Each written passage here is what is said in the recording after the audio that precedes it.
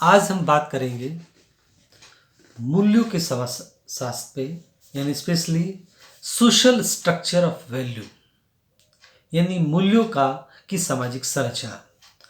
जब हम मूल्यों की बात करते हैं तो सीधे सीधे हमारा ध्यान आता है आर के मुखर्जी, राधा कमल मुखर्जी। राधा कमल मुखर्जी जो कि लखनऊ स्कूल ऑफ सोशोलॉजी के जन्मदाता है, जिन्होंने लखनऊ स्कूल ऑफ सोशोलॉजी की शुरुआत की। आर के मुखर्जी साहब का जो विशेष योगदान है वो लखनऊ में समाजशास्त्र विभाग की स्थापना करना है। आप मुख्य रूप से शुरुआत के समय में तो लखनऊ विश्वविद्यालय में इकोनॉमिक्स के प्रोफेसर थे। इसके अलावा आप लखनऊ विश्वविद्यालय के कुलपति भी रहे और आपने समाजशास्त्र विभाग की स्थापना की। मूल्यों के समाजशास्त्र में विशेष रूप से जब हम मूल्यों की सामाजिक संरचना की बात करते हैं, मूल्यों की सामाजिक संरचना क्या है ये जानने का प्रयास करते हैं आज। तो राधा कमल मुखर्जी का विशेष योगदान है। राधा कमल मुखर्जी ने मूल्यों के बारे में एक बहुत सारे ग्रंथ लिखे हैं, जिसमें उन्होंने मूल्यों की सामाजिक संरचना के बारे में बताया है। पश्चिमी और भारतीय विचारधारा के बीच एक तरह से समन्वय स्थापित करने के लिए समाजशास्त्रीय चिंतन को एक नया रूप दिया। इसमें हम मुखर्जी साहब का विशेष योगदान मानते हैं। एक तरह से मुखर्जी साहब के बारे में कहा जाता है कि उनके अनुसार सामाजिक संबंध और मानवीय अंतःक्रियाओं को समझने के लिए हम तथ्यों और मूल्यों को एक दूसरे से अलग नहीं कर सकते। जबकि पश्चिम के विद्वान, पश्चिम के लोग विशेष रूप से ये कहते थे कि हम मूल्य जैसे भावनात्मक रूप को का प्रयोग कर रहे हैं तो वो उचित नहीं है। लेकिन इसको मुखर्जी साहब ये मानते थे कि जब तक हम तथ्यों के साथ साथ मूल्यों का प्रयोग नहीं करेंगे तब तक हमको वास्तविक निष्कर्ष नहीं प्राप्त होगा। इसलिए इन्होंने मूल्यों पर विशेष रूप से जोर दिया।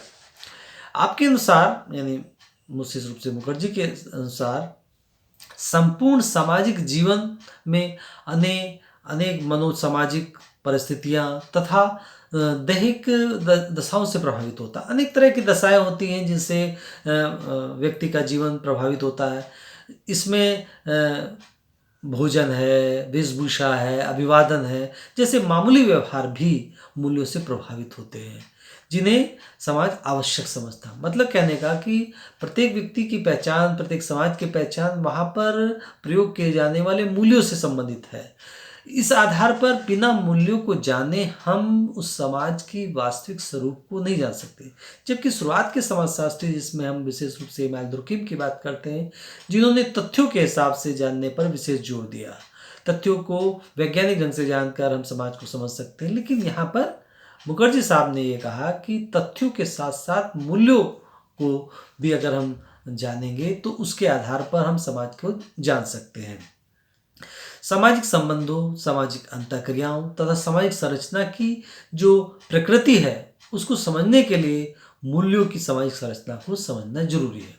मतलब अगर हम किसी के बीच में संबंधों की बात करते हैं, अंतःक्रियाओं की बात करते हैं और सामाजिक संरचना की प्रकृति की बात करते हैं, तो हमको उसको अगर जानना है तो वहाँ पर जो मूल्यों की सामाजिक संरचना है उसको समझना पड़ेगा।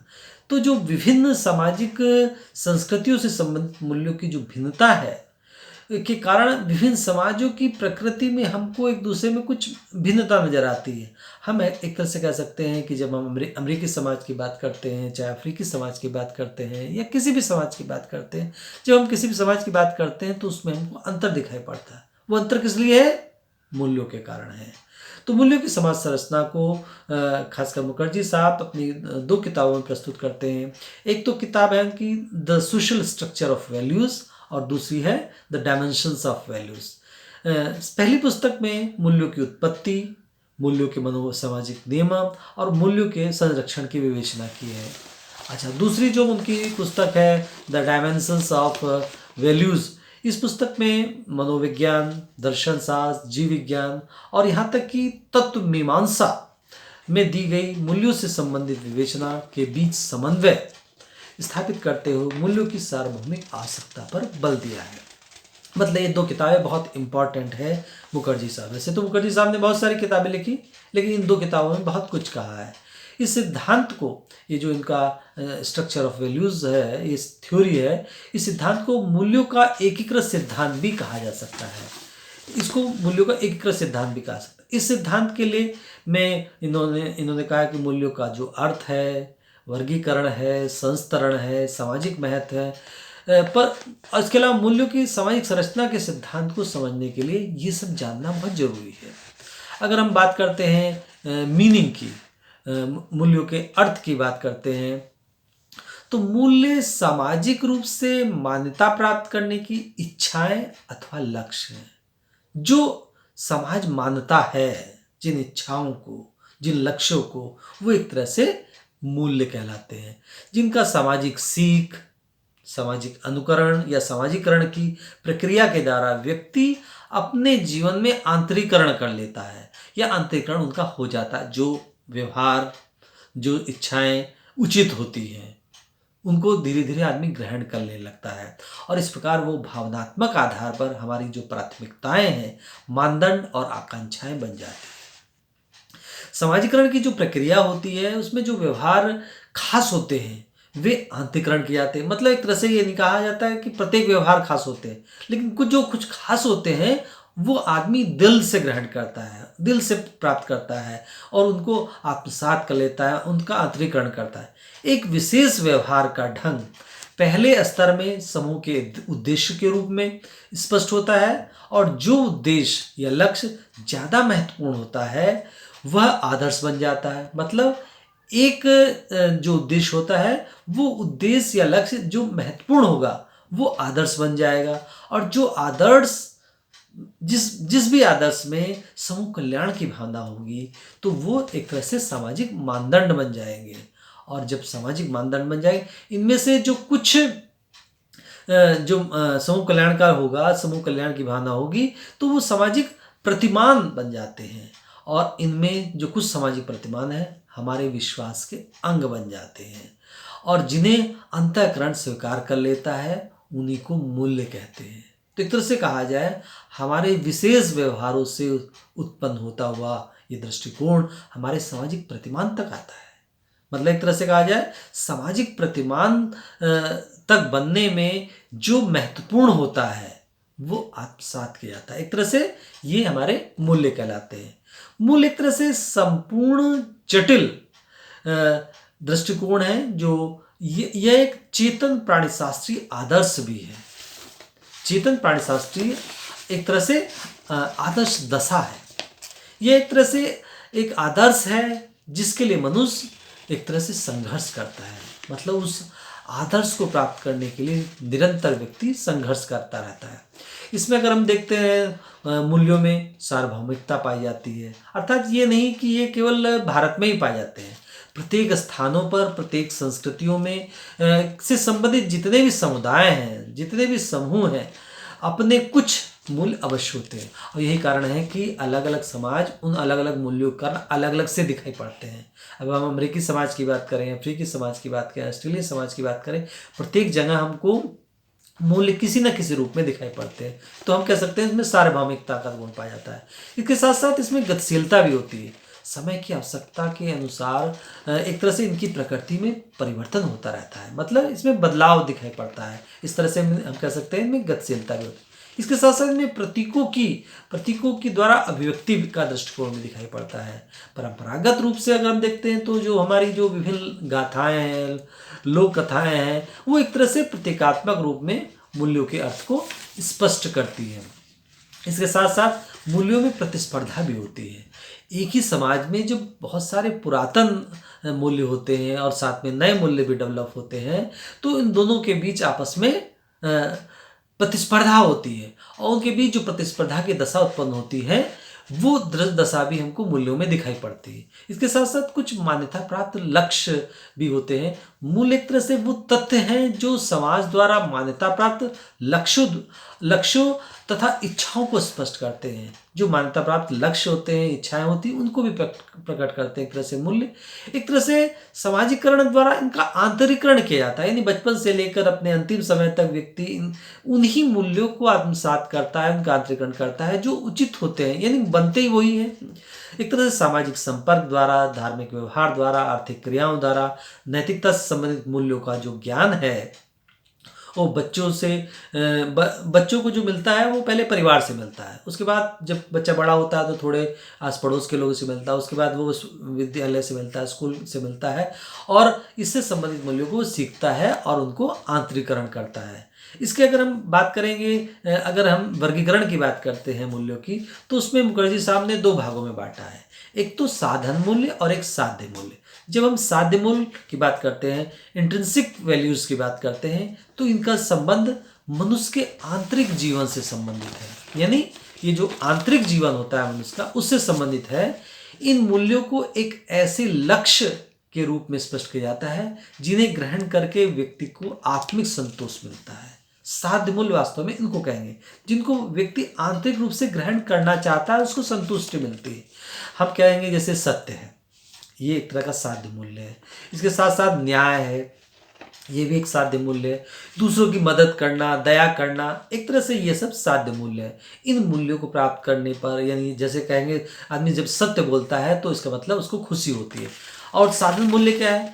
इन्हें साध्य मूल्यों का व्यक्तित्व में आंतरिकरण करने के लिए साधन के रूप में प्रयोग किया जाता है। मतलब जिनको साधन के रूप में प्रयोग किया जाता है। साधन मूल्यों का संबंध एक तरह से कह सकते हैं कि व्यक्ति के जो अस्तित्व है उसके संबंधित आवश्यकताओं से होता है। इन उसका अस्तित्व किससे बना रह सकता है, इसलिए इन्हें कभी कभी अस्तित्व संबंधी मूल्य भी कहा जाता है। जैसे हम कह सकते हैं संपत्ति प्राप्त करना, सत्ता प्राप्त करना, स्वस्थ रहना, इन मूल्यों के लिए अनुसार व्यवहार करते हैं, वे साधन मूल्य कहलाते हैं। इस तरह से उन्होंने साध्य मूल्य और साधन मूल्यों की बात कही, यानी साधन मूल्यों के जरिए साध्य मूल्यों को प्राप्त करने का प्रयास किया जाता है।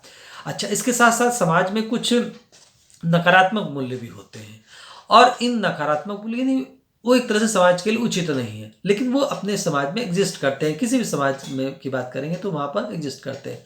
इनको गैर मूल्य कहा जा सकता है। इसके साथ साथ मूल्यों में हायरार्की भी पाई जाती है। मूल्यों में अंतर होने के कारण उनमें बड़ा छोटा इनकी बात होती है। जैसे जैविक मूल्य हैं, सामाजिक मूल्य हैं, आध्यात्मिक मूल्य। जैविक मूल्य एक तरह से जीवन निर्वाह करने से संबंधित है, स्वास्थ्य से संबंधित है, व्यक्ति कुशलता से संबंधित है या शारीरिक सुरक्षा से संबंधित है। जबकि हम सामाजिक मूल्य की बात करते हैं तो सामाजिक मूल्य सामाजिक परिस्थिति की बात करते हैं, संपत्ति की बात करते हैं, सामाजिक न्याय की बात करते हैं तथा सामाजिक संबंधों की प्रकृति से संबंधित होते हैं। जबकि आध्यात्मिक जो मूल्य होते हैं वो सत्य से, पवित्रता से, सौंदर्य से, सत्संगत से और अनेक विषयों से संबंधित होते हैं। लेकिन इसमें हायरार्की में जो आध्यात्मिक मूल्य हैं वो सबसे ऊपर रखे जाएंगे और चूंकि उनको प्राप्त करना किसी भी समाज के लिए ज़्यादा सही है या कहा जाए नंबर 1 पे है। दूसरी तरफ अगर हम कहेंगे सामाजिक मूल्य वो दूसरे नंबर पे रखे जाते हैं, उनका महत्व थोड़ा सा कम है।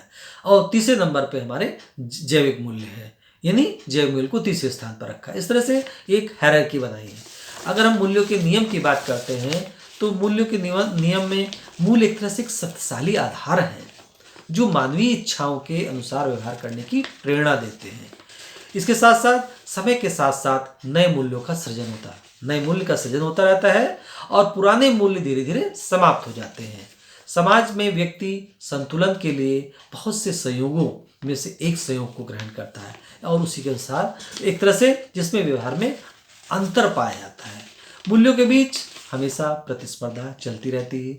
मूल्य एक तरह से ऐसे प्रतीक है जो सामाजिक संबंधों की प्रकृति का निर्धारण करते हैं, यानी ये एक तरह से मूल्यों के नियम के अंतर्गत कहे जा सकते हैं। मूल्यों का चुनाव करने की एक सुविधा भी होती है। व्यक्ति अपनी रुचि क्षमता के अनुसार विभिन्न तरह के मूल्यों की से संतुष्टि करता है। समय के अनुसार परिस्थिति व संस्थागत अनुभव मूल्यों के में एक तरह से गुणात्मक सुधार होता है। मूल्यों का जो स्रोत होता है व्यक्ति की जो अंतर्दृष्टि है, परानुभूति है, पारस्परिक सहयोग है, वो कही जा सकती है।